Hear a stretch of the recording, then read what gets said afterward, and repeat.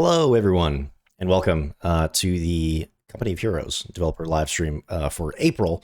My name is John. I am one of the community managers here on the team, and I'm very excited to be joined by some of our fantastic designers today to chat about all things companies and campaign map for Company of Heroes 3. So I'll let these folks introduce themselves. Cam, how about you start? Why don't you tell us who are you and what do you do on Company of Heroes 3? Yeah, I'm Cam. I'm a campaign map designer on Code 3, so I do all things campaign map, a lot of making the map itself and objectives, that kind of thing. Mhm. And we also have Andy. How about you again? Tell us who you are and what do you do on Company of Heroes? Hey folks, my name is Andy, and you may remember me from the Missions Dev Diary or the Gameplay Designer Day in a Life blog post from the forums a little while ago. Mhm. I've worked on the campaign map a little bit in terms of working on campaign companies and cover gameplay systems that affect various parts of the game. Awesome. Well, very, very excited to have you both here. So, folks, before we get into it, if you want to stay up to date on everything that we're doing with Company of Heroes, all the news and announcements, you're going to want to follow us on your social platform of choice Facebook, Twitter, Instagram, YouTube. We are at Company of Heroes. You're going to want to join the co-development program by signing up at companyofheroes.com. You can also find our official forums at community.companyofheroes.com. Join our Discord, discord.gg/company of heroes. We're doing live Q&As there every month as well, so be sure to tune in for that. And of course, don't forget to follow us right here on Twitch, twitch.tv/Relic Entertainment.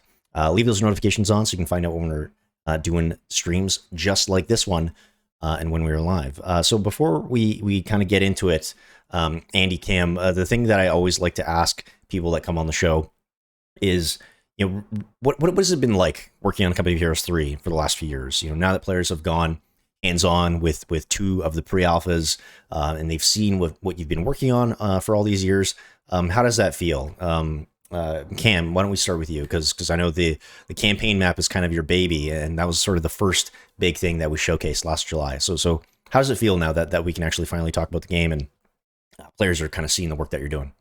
Yeah, absolutely. No, it's been super exciting for me. I've been on this project for pretty much the full life cycle. So talking to the community early and working with them through to that announce. It's funny. It's a different process. In the past, you work on a game and like without talking to other people, and then you release it, announce it, and hope everybody loves it. But Yeah. this announce felt so different because we had a demo that was there for players to play. We knew that a lot of our community had already had a chance to see it and play it, so it takes a big load off, and you can just enjoy the process and announce it.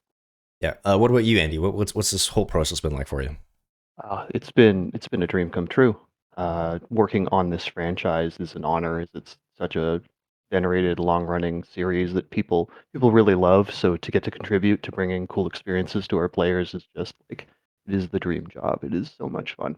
Mm-hmm. So let's maybe get into what it is, a little bit more specifically that you both do on the franchise. So Cam, can you maybe describe what you're responsible for in Company of Heroes 3 and like maybe what your day to day might look like? Yeah, so my day to day, I mean, I work on building the map itself, doing a lot of level design, working with the artists there, and then also working on a lot of the objectives as well. So guiding the player through the map and sort of assembling the whole experience. Like Mhm. we have these companies that are made. We've got all these systems and that. So it's sort of assembling everything and creating the experience itself. Right. What about you, Andy? What is it that you're doing day to day and what are you kind of responsible for in Co 3? Gotcha. To recently, I've been part of a big push on tutorials. We're also working to finish a bunch of campaign map systems, like the companies putting together the content for them. So Mhm. we'll be coordinating with the campaign map team and making sure that the connections between the real-time strategy element, the missions, skirmishes are connecting well back to the campaign map. So that involves creating abilities, making things explode, creating new units to use in the missions, Mhm. and then a whole bunch of connected but unrelated systems. So I'm all over the place a little bit, but primarily focused on core gameplay. Awesome. So, folks, just to quickly outline what we're going to be talking about with Andy and Cam today, we're going to obviously touch on the campaign map. We're going to talk about companies, and of course, we're going to be answering some of your questions along the way. So, if If you want to throw those in the chat while we go along, I'll pull out any that we can speak to and throw them in front of Andy and Cam here. So be sure to throw your questions there. So just to quickly set up our conversation for today, I'm going to play a video that sort of gives you a high-level overview of what we're hoping to do with our campaign map and the dynamic campaign in Italy. So we'll quickly watch that. We'll come back, and then we're going to pick both Cam and Andy's brain about how this is actually going to work once you get to go hands-on with it again. So we'll watch this video, and we'll be right back.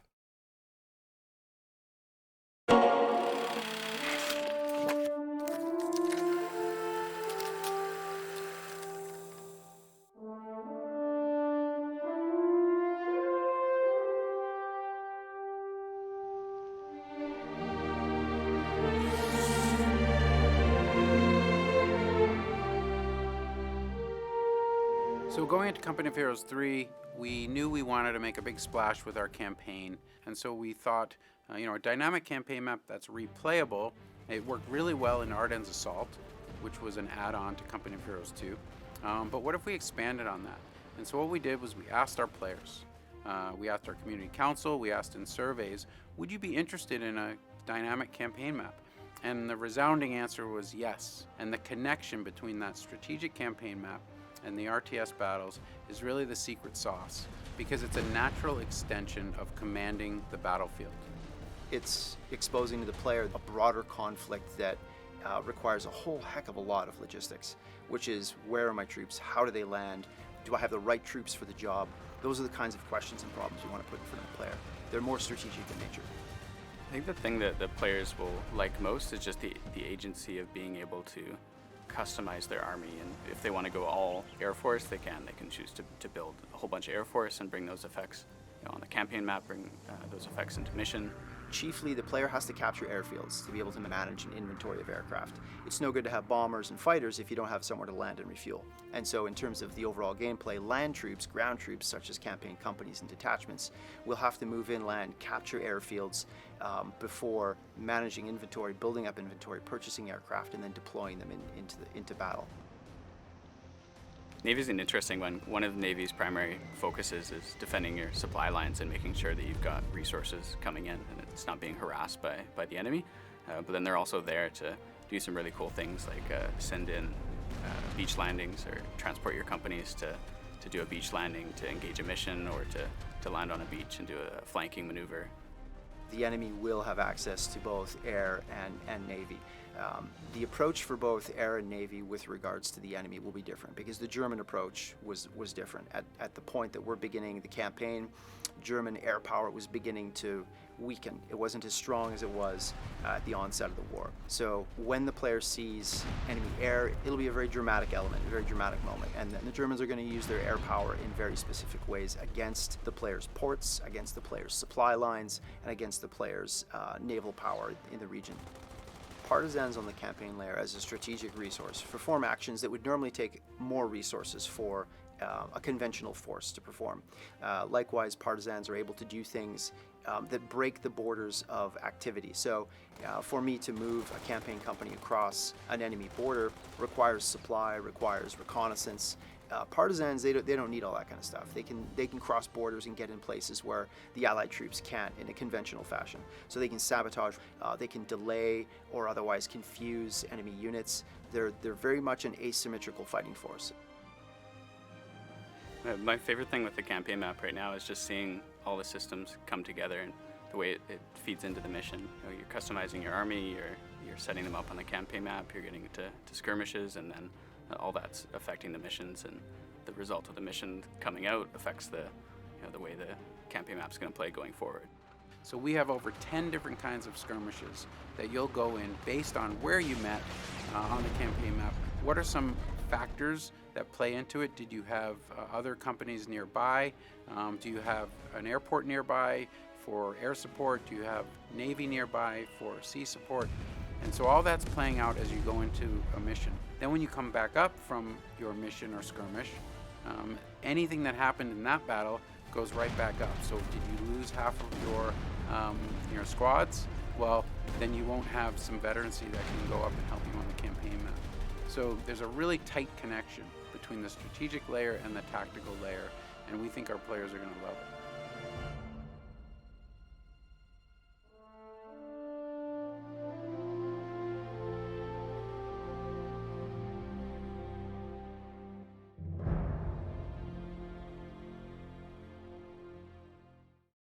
There we have it, folks. Quick overview of what we're doing with the campaign map and the dynamic campaign in Italy. Cam, we were saying off mic that you were hiding your beautiful hair in that video, which is a bit of a shame because I think everyone in the chat is excited to see it. So again, some great insights from the team on what we're doing with the dynamic campaign map. So Cam, obviously that's one of the unique things about our new single player experience in Italy is the addition of that dynamic campaign map. So I'm curious if you can maybe speak to how this fundamentally will change the game for our single player fans. Yeah, I mean, it's really a pillar of this game is to be able to play your own way, a pillar of the campaign map. So being able to choose what companies you want to use for which mission, which armies, if you want to use the Americans or UK for whichever mission, to choose to ignore missions if you find that they're not important. So just having that freedom of choice to be able to play your own way is, I think, something players will notice. And still trying to capture the Pasco games are very amazing, super immersive, narrative-driven campaigns. So still trying to capture those elements, but right. in a way that gives players this freedom of choice and freedom of expression. Mm-hmm. So when we talk about that sort of freedom of choice or expression, I imagine that plays into the fact that we really want this campaign to be replayable, right? So we say things like dynamic and replayable, but what does that actually mean for the player when they're going through this single player experience? Yeah, those buzzwords get talked a lot about for in various games. Yeah, for us, what it means is that if you're looking at engaging a mission, let's say Monte Cassino, and I can go to that mission and I can fight towards that mission in a number of different ways. I could pick my armored company. I could go head on and attack it, straight from the front. No preparations needed. I could also try a stealthier approach, maybe do tons of recon, use my airborne company, paradrop in. So there's a number of different ways that players will be able to tackle these missions and the objectives as well. And like I said earlier, you can the objective might say, hey, we want you to capture this town. We think it's really important, but player can choose to ignore a lot of these or choose to deal with it in a different way through campaign map gameplay. So it's really just the setup is a lot of the same, but it's how players choose to tackle them that will be up to them, and that's where we get that dynamic and replayable feel. Awesome. So I hate to interrupt, Cam, but everyone wants to see the dog. I can confirm on Cam's behalf that Lily is a very good dog. She seems like a good dog. Good dog. So Cam, a lot of the ideas that we saw in Co3's campaign map were present in Co2's Ardennes Assault. But it seems like this time we've kind of dialed that all up to 11. There's the full map of Italy. You have your choice of companies. You have things like Navy and air support. You have partisans and so much more.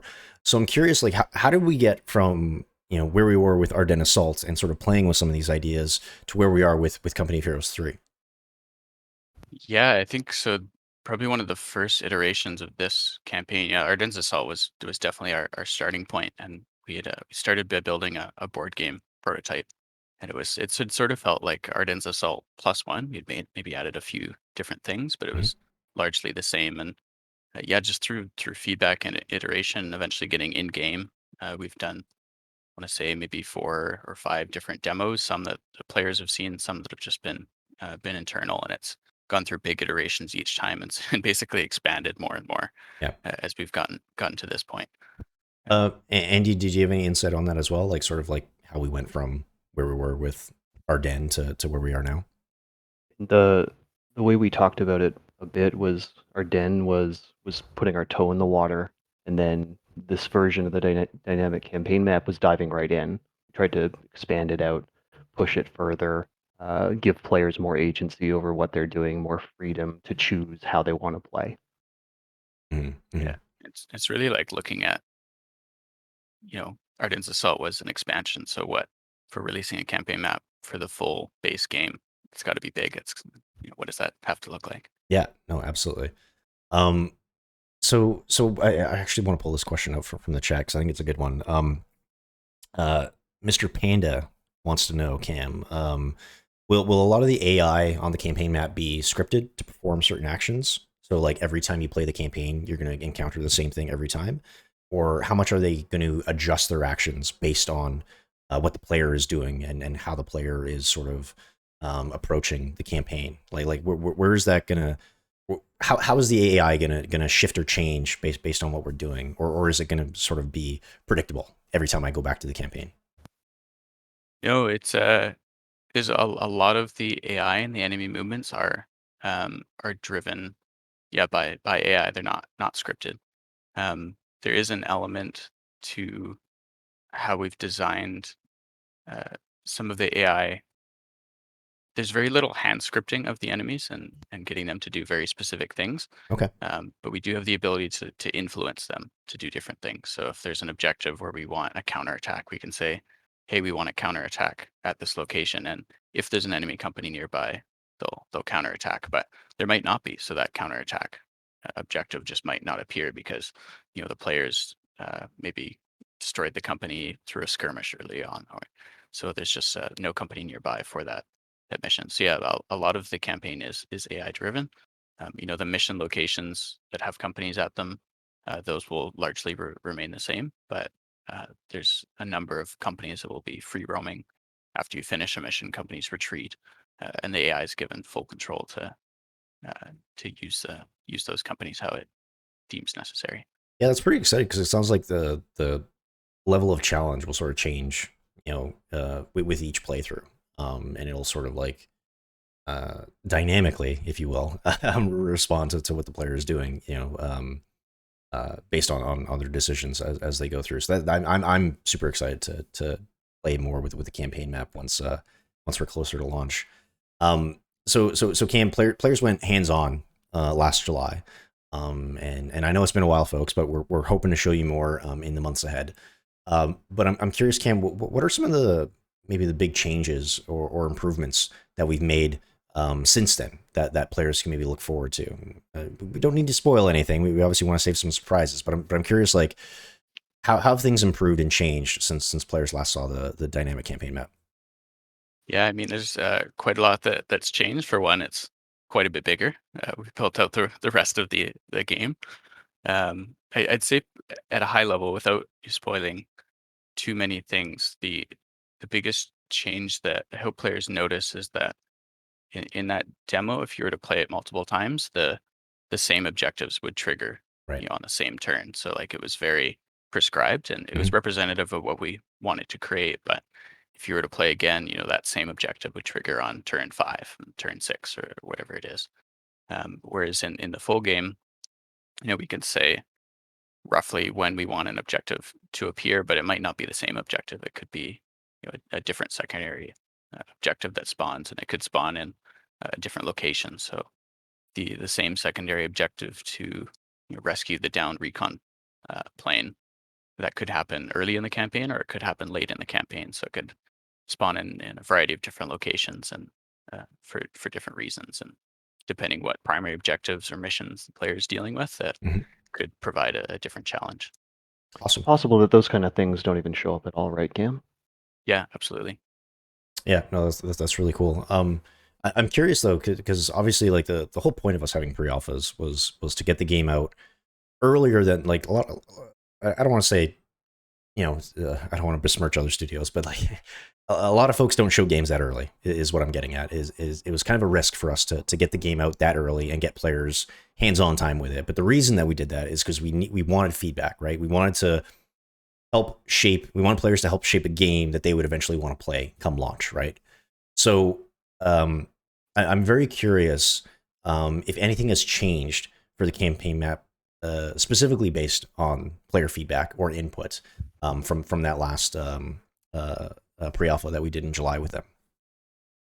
Yeah, I definitely think quite a bit has changed. Probably a number of things that I've forgotten at this point. The most noticeable change that we made uh, based on the player feedback was, if you remember back in the demo, there was detachments that were individual units that you'd move around. Mhm.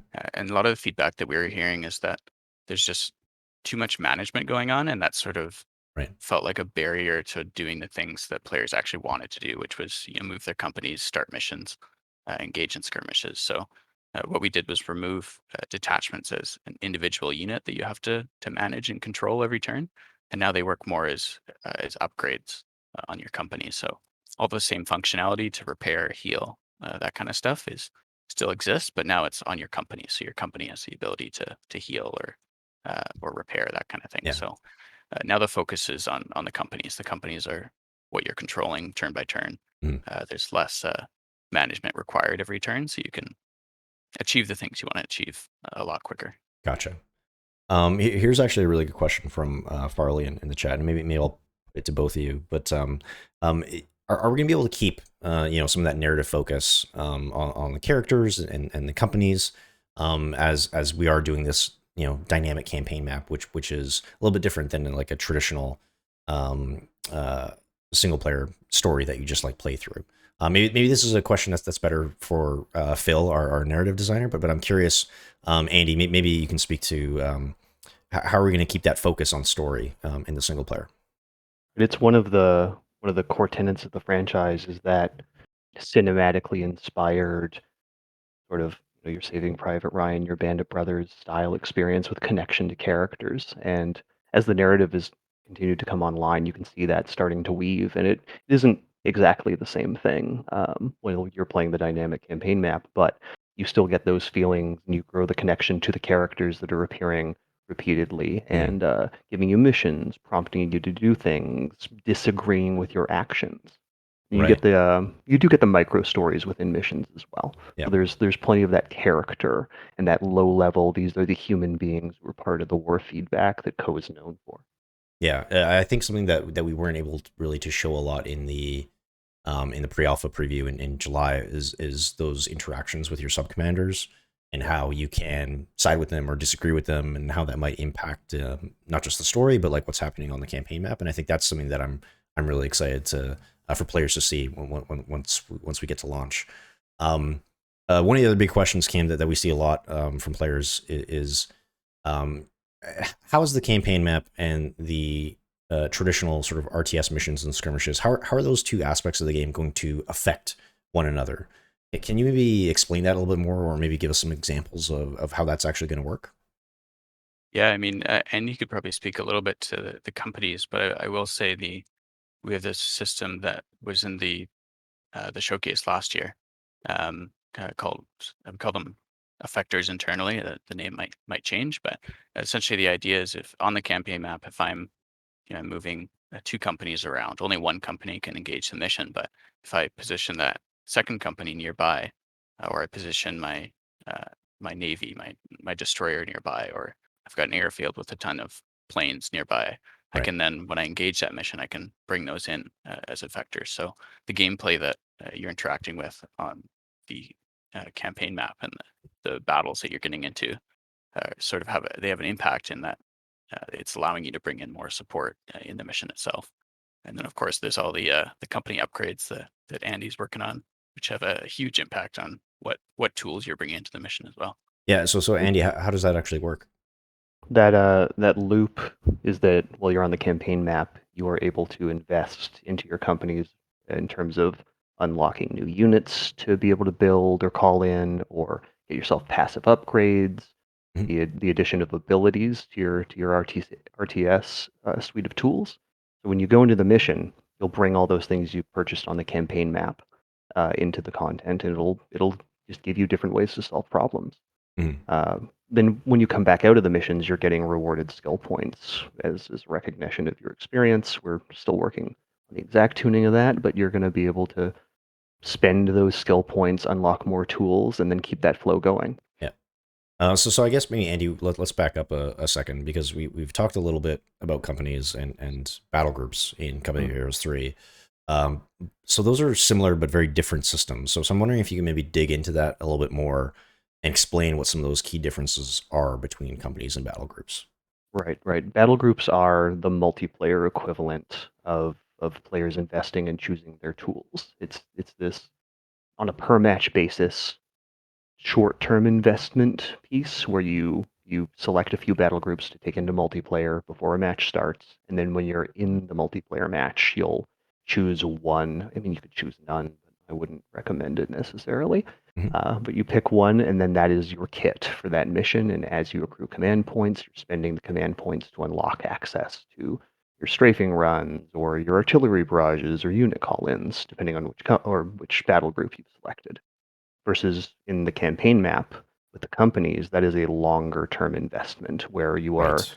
making those purchasing decisions outside of the RTS content. While you're on the campaign map, you spend those skill points and you can map out a longer term strategy for your company.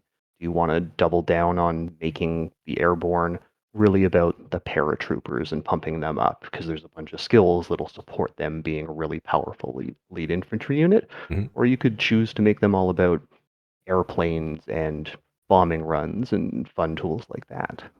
So that is something that you'll need to plan out over the course of several missions. How do I want to tune this company to Mhm. suit what I want to do in gameplay? Yeah. I'm curious how companies in Company of Heroes 3 are going to be different to what players may have seen in KOTO's Ardennes Assault, because you did have our good friends in like Abel and Baker, but um, how are those systems now different to what we saw in KOTO? We did really like that system in Ardennes Assault and used it as a base starting point. What we tried to do was to make the impacts larger with each investment. Ardennes had a lot of tiered steps and incremental upgrades to things, so you'd reduce your cost by 5%, or this munitions rate will be just a little bit higher. The steps you will take when you're making these purchases are going to be louder, more swingier, more impactful immediately. Right. So we wanted to crank it up to 11 a little bit. Yeah. So Cam, I imagine that probably like poses a bit of a design challenge for you and your teammates, that like you never quite know what the player is going to be utilizing, right? In terms of like the companies that they're choosing or like the upgrades that they're picking. So like what design challenges does that pose when you're building out the campaign map, designing encounters and that sort of thing, when you never really know what the player is going to be bringing to the table? Yeah, I mean it affects the mission teams probably the most, and Right. typically in the past Company of Heroes mission, you'd design that and you'd see one encounter, you know that exactly what the player is going to bring in, because it's the designers set them up to be an armored company, and they know exactly which units they have access to, and we can limit them as much as we want. But in Code 3, you could come in with the Americans, you could come in with the British, you could come in with any number of those different companies which have access to different units and upgrades.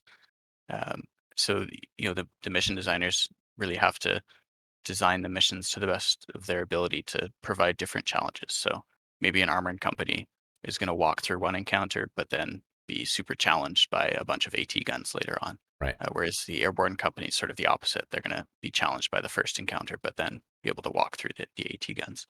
Um, so there's a big, uh, it's sort of the exciting part as well, as a player. Yeah. If you can kind of expect what's coming in the mission and you Mhm. can tool yourself out to be prepared for that, you can feel pretty powerful, which is pretty great as well. Yeah. Loops No, go ahead, Andy. it loops back to replayability Mhm. to a large degree, I think, and that you will learn those lessons and things will shift and adjust and the AI will adapt, but there'll still be pieces of information that you've learned that you can use to make more informed decisions on the subsequent playthrough, or you can challenge yourself by taking the wrong company into a mission. Mhm. It it is a really interesting way to try to play the game. Yeah. So speaking to like kitting yourself out for those encounters, I'm curious, Andy, how much customization will players have when it comes to the company system and maybe even some of the individual units that they're deploying on the dynamic campaign map? Are you talking campaign map level, or are we talking within missions? And I mean, either or. What do you want to Either speak or. to? That's interesting. On the campaign map layer for ship, we're going to have the 6 companies ready to start with. And Cam, actually, could you start and talk about battle plans a little bit and how that works? Yeah, so the battle plans is probably one of the first choices that players will get to make, and you're going to select your starting location on Italy, as well as which company you want to start with. So you could be starting with the airborne company, or you could start with the spec ops company or armored company. Mhm. So right away, you're making that choice of sort of what you want to lock in to, and something that I'm implementing this week actually is the remaining companies will hopefully be provided in rewards. So depending which missions you complete or objectives you complete, you'll start to unlock the other company types as you go on. So you'll get access to the other company types, and then you can start producing those companies when you want from ports. Awesome. Andy, what about at the mission or skirmish level? It's How does that customization come into play?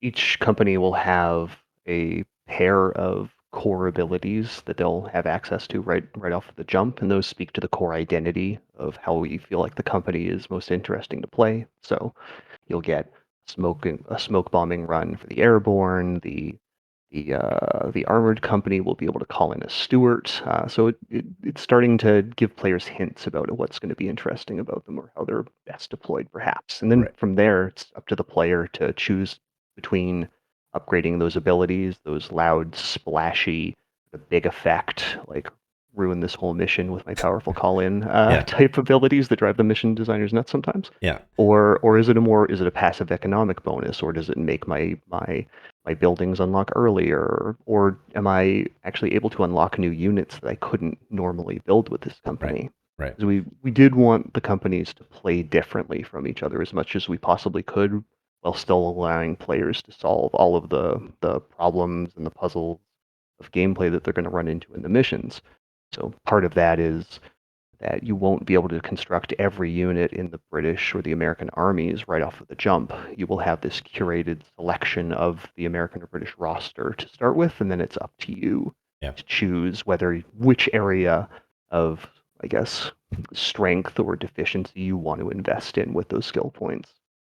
I'm curious, Andy, if you could maybe give us some teases of some of the maybe some of your favorite unlocks or abilities or upgrades that companies have that maybe players haven't seen yet. Maybe some of those big splashy things that you're hinting at. That's a good one. What We aren't finished working on all of the companies, so there are some things that are still in flux. Yeah. I actually think all of my favorites have been seen so far, Okay. off the top of my head. Okay. You know what? A- Anytime that we give you a big artillery barrage, like I'm just very happy with that, and that has worked its way into a couple of different companies, and Yeah. that like the effects team on our game is so talented, and it is so satisfying to watch buildings explode and crumble and bodies go flying and particle effects to just pop off. It is really satisfying to use those kind of powerful abilities. Mhm. I'm sort of the opposite, and I love to bring in like all the I love the paratroopers and airborne. So Okay. being Yeah. able to paradrop to start the mission, and then have all your call-ins where you're just calling in, everything through paradrop is Mhm. something special. To be able to do that in all the missions is pretty fun. Yeah. No, absolutely. I think one of the things that I didn't realize when I first tried the campaign map is that like you can even do those like paradrops and like airlifts at the campaign map level. So like you could just like totally bypass tricky areas of the map and sort of approach the enemy from behind while you like bombard them with like a battleship or something. That's a great call out of Yeah. something that's adjusted since the demo last Mm, summer. Is that traits? They may have been in the UI in that demo, but I don't know if how they were fleshed out or that clear what they were doing. But that is something that we've added to the companies a bit, and each company will have those campaign map traits that'll allow them to do those bespoke things. right. And that again speaks. We're trying to make this systemically driven game to some degree that allows you to play how you want to or try wacky stuff. Um, Really solidifies their role too. yeah. So an airborne company can really feel like an airborne company. Armored company can feel like an armored company. Mhm. So I'm curious. Maybe this is a question for both of you. How does that company customization and like sort of specking out my company, how I choose or picking, the different companies, how does that play into the replayability of our invasion of Italy here? Like, is that going to drastically change my playthrough from one to the next? Cam, what do you think about that? Yeah, definitely. I mean, I think even, there's obviously going to be some missions or some parts of the missions where there is a right answer. If there's a giant line of AT guns, you probably don't want to have armor going up against that. Uh, but I mean, just in some cases, there's no wrong answer, and it's just up to what you feel like playing. So you can go in with your spec ops company and feel super stealthy, throw a lot of smoke grenades, have a lot of like elite troops, or you can go in with armor and just try and be super quick and steamroll through the enemy.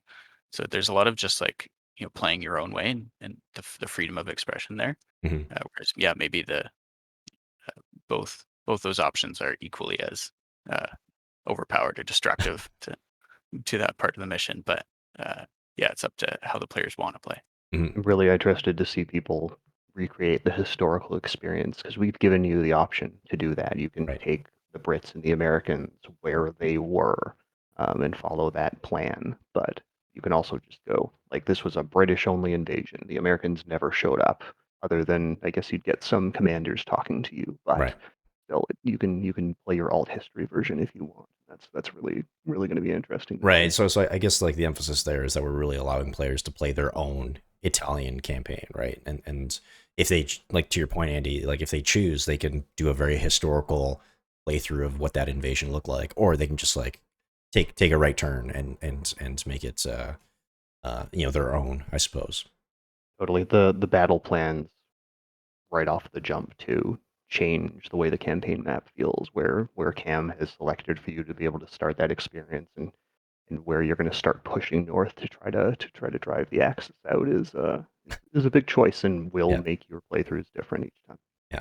Um, Andy, I'm curious if sort of same question that I in front of Cam. I'm curious if we've made any sort of big changes or improvements to the company system since players went hands on with it last summer, and sort of based on their feedback. Have we changed anything up?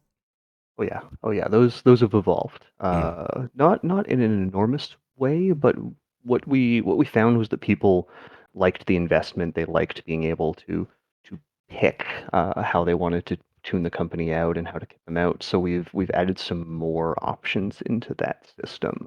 right. The unit roster will look very different from what players saw. I was mentioning earlier, you'll have theoretically access to the entire American or British army roster, but you have to get there eventually. Whereas before it was slightly more reduced, and you wouldn't have access to some units. We also added in additional abilities to Mhm. purchase, so there is a longer runway for players to invest in these companies and to customize them. Gotcha. So here now for the tough questions. I'm curious what maybe some of the bigger challenges were when we were designing and working on the dynamic campaign map for the Italian theater. Like, what were some like the major hurdles that you and the team had to sort of get over as we've been like working on this map for so long? Yeah, I mean, I think the biggest hurdle, the biggest challenge is really that there's it's so big and there's that sort of requires a lot of content to fill it, and we've got a ton of missions and a ton of objectives. But playing into the replayability, we want players to play through multiple times. So if they're always experiencing the same thing each time, it's not very replayable. So having enough content that we can fill the space and have it feel like there's multiple ways to tackle it, that maybe some things don't show up on different playthroughs, is important as well. So yeah, really just filling that space, filling the scope that we had set out for ourselves has been a challenge. Yeah. Yeah. What about you, Andy? What were some of the bigger challenges when we were designing and working on companies?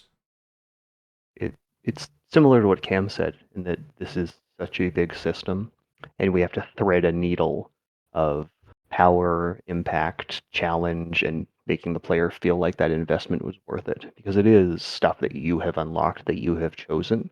We want clicking those buttons, deploying those abilities, bringing in those units to feel good, to feel like your choice has been validated and that you're getting rewarded for cool stuff that you've done.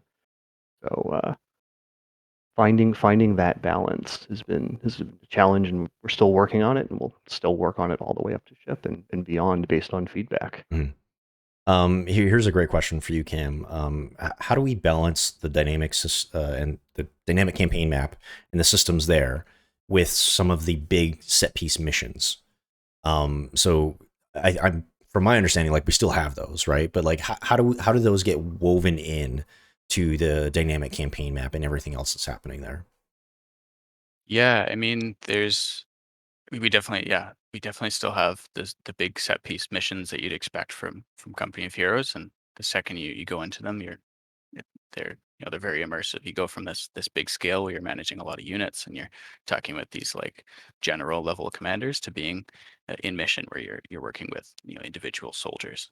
Right. Um, yeah, so there's the missions. You're not gonna play Monte Casino and have a completely different set of objectives. Like it's a handcrafted mission that you expect from Co.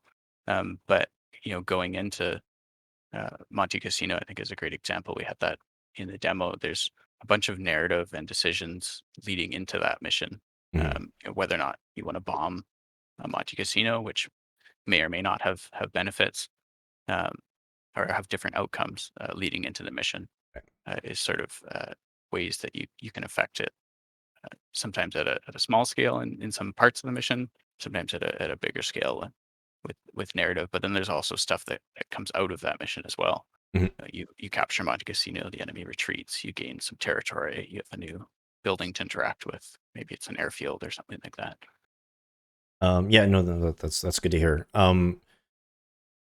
Andy, I'm curious what maybe some of the features or systems that you worked on for Co3 that you're maybe most proud of and maybe most excited for players to see come launch. Like what are you sort of eagerly, like you're waiting for launch day and you're just like, I can't wait until players go hands on with this thing that I worked on. Like companies, we've seen the reaction previously, so I want to know if we've fulfilled the feedback and the requests that we got from the demo up to launch, and what really interesting strategies are they going to work out with that system. Mhm.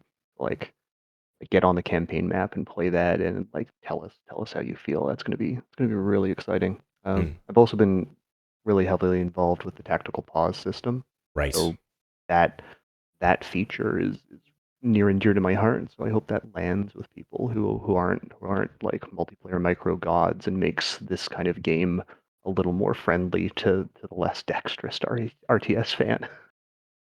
What about you, Cam? What stuff have you worked on that you're sort of most proud of and you want players to see? Yeah, I don't know if I can pick favorites, but I think in a similar vein to Andy, it's just seeing it come together. Uh, we've put all these systems and features in, and seeing how players will choose to interact with them and the outcomes that come from the whole experience. And I've described the campaign map as sort of your journey to the mission Mhm. in some ways. You're fighting through the enemy and it becomes a lead up into the Monte Casino or whatever mission you're trying to play. And so it bookends your experience with like the fight to the mission and then the outcome after the mission. So Mhm. seeing how players choose to engage these missions, whether it's paradrop or through Mhm. a beach landing or head on with their armored company. There's Right. I think some cool emergent stories that will come out. So yeah, I'm excited to watch Twitch and YouTube videos and all the players Yeah. playing and see just what happens, what they do. Yeah. I think people in chat are actually excited for Lily to make a cameo in the Oh campaign yeah, map. So I'm not putting too much pressure on you, but like we better see that come launch. yeah. We'll talk to the art team. So last sort of big question for both of you, and again, without sort of spoiling anything, what are you most looking forward to for players sort of discovering? Maybe it's not something of yours, but like again, you kind of spoke to like a lot of these pieces coming together, but like come launch, like what's the thing that you're just like, is it just, hey, I can't wait for players to play through this like start to finish, or is there something specific that you're just like, well, when players discover this thing, it's going to be super cool. Andy, is there anything like that for you? I'm really excited for the conversations around strategy. Do I go on to the forums or Reddit or Twitter or whatever and see people discussing how they have had a different experience from each other, and what emergent gameplay do they run into, or what Right. situations were unexpected for them? Mhm. Because players are clever. They're going to find stuff that we had hoped for, or that we maybe not thought about enough, and they'll find ways to use it that we didn't really imagine. Seeing those systems come online and facilitate that kind of gameplay is really exciting. Yeah, no, that's good to know. What about you, Cam? Anything that you're super, just maybe anxious or just excited for players to discover come launch? Yeah, I think I guess my dream scenario would be seeing players talk to each other about their campaigns and say like, oh, and when I did this objective or did this or I made this decision and had to deal with this situation, whatever that is, and then have the other person say like, I never saw that. Like, how'd you do that? Like, what Right. happened? Like, how'd you Yeah. get there? And it's having those moments where you're like, oh, I missed like or I did something different, so I had a different outcome for this objective or whatever that is. I think that'll be. I hope players get to experience that. I'm excited to see that. Mhm. Well, I think we're going to start slowly wrapping things up. Thank you everyone for all the questions today. It's been fantastic. If we didn't get a chance to get to your question, please head to the forums, head to Discord, ask it there, and we'll jump in where we can and get to those questions.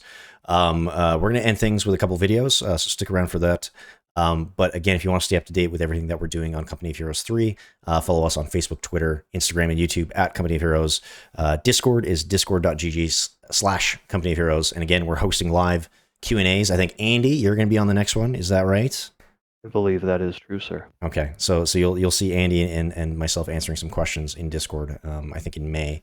Also, again, don't forget to follow us right here on Twitch, twitch.tv/Relic Entertainment, and sign up for co-development at companyofheroes.com, where you can also find our forums, and that gives you a great chance to share feedback on everything that we're doing. Cam, Andy, thanks so much for joining me today. Any final thoughts? Any parting words, Cam, for everyone watching at home? Thanks for running this, John. Excited to talk about it more. Awesome. Andy, what about yourself? Hey, thanks for doing this, John, and thank you people who showed up and asked questions. It's great to interact with you folks. Looking forward to you getting your hands on the game. Awesome. So, folks, we're going to play a couple of our most recent dev diaries. Cam got to star in the first one that we showed off about the campaign, so I guess we can show one with Andy. So that'll be the missions dev diary, and we're also going to show our latest arts and authenticity dev diary. So if you haven't seen those, stick around for those. But otherwise, we will catch you next month. So until then, adios.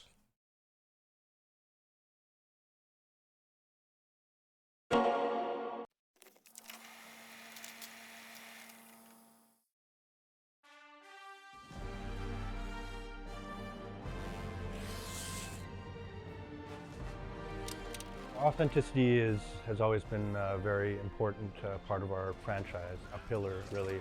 And on the art side, in order to really achieve an authentic game, we need to do a lot of research online. We talk to historians, we talk to the community quite a bit. Unlike Co. 1 and 2 in previous games, things like damage and wear and tear was kind of baked down into the vehicle. So you'd have your Panzer and it would have some grit and dirt, and that was just baked on the unit. What we're doing this time is we've actually invested heavily in this complex vehicle shader. And what that allows us to do, weathering, charring, and damage. So your vehicles are affected by the environment now. Over distance, when you're driving across the map with your Sherman tank, the type of dirt that you would see on the terrain is the same dirt that will start to appear on your vehicle. So from the ground up, that stuff will start to appear. The next aspect to that is the damage. We actually have regions defined on vehicle. High impact damage coming from artillery. You're gonna start to see those bullet impacts showing up. You'll see the damage on your vehicle, depending on where you're hit. You know, when I'm looking at Co3 and ways that we can infuse story into our art, vehicles comes up a lot. For example, things like the attachments, accessories that we put on vehicle, from soldiers' helmets to backpacks, you know, bedrolls, that kind of thing. Effects art direction for COH3 is in the same vein as COH1 and COH2, but closer to the realism end of the spectrum instead of the Hollywood end of the spectrum. On COH3, we try and create this authentic experience. For effects, is going through all the reference that we could possibly find. We watch reams of World War II documentaries, read some books, technical diaries, just to try and get a sneak peek of what does this weapon look like when it fires? What happens? What does this explosion look like in real life? The paper doll system was a phrase that our art director Tristan coined, or maybe it was me. Actually, maybe I should take the credit. I think maybe I don't know. One of us. We wanted to make things more modular and shareable, reusable, swappable, tintable, to make this stuff as customizable as possible. So what that means is the paper doll is that our helmets and hats are their own thing. The torso, the jackets, the shirts, the sweaters, that's their own thing.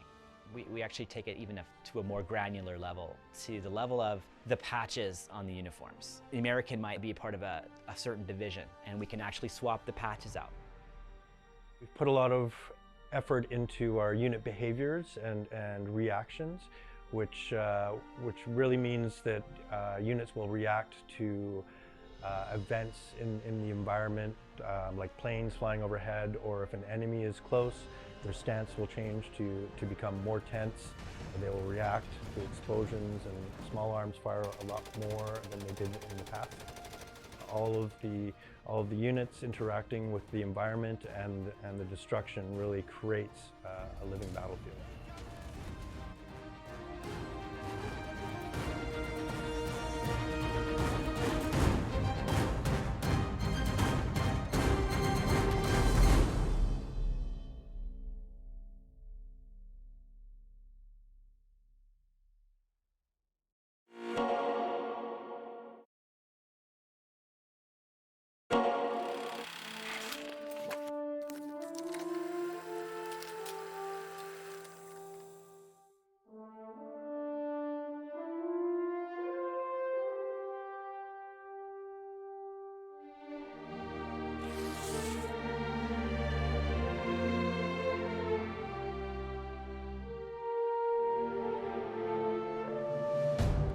Our goal with Company of Heroes 3 is to deliver a campaign experience that is more player-driven and more replayable than ever before. We want our missions to adapt to how you play, and we want them to feel different based on the choices you've made throughout your campaign.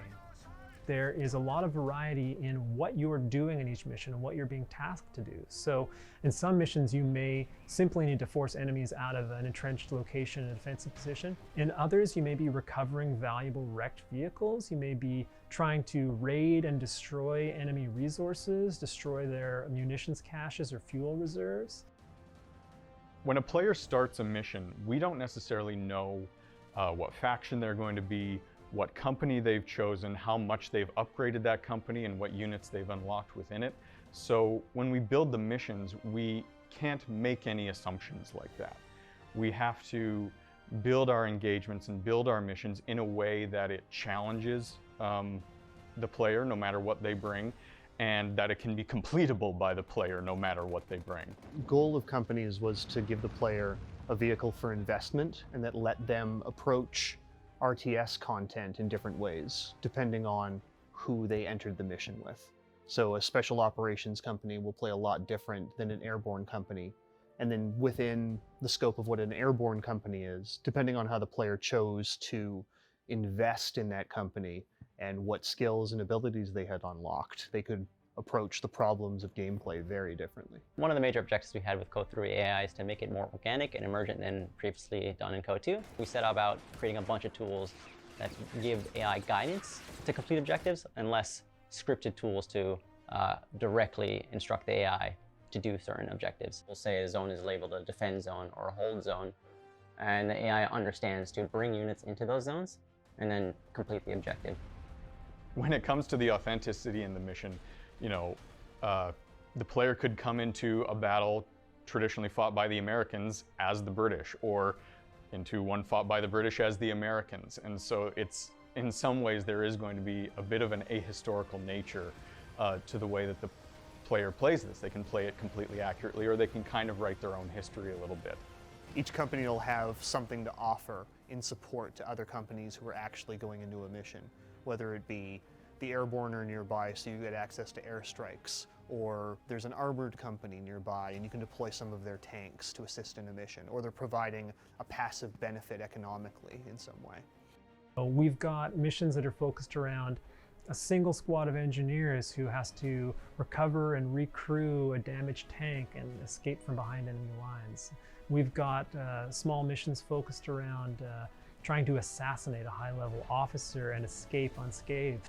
So we want to tell these small stories, these small kind of human stories, in between these larger historical stories of massive battles taking place in iconic battlefields.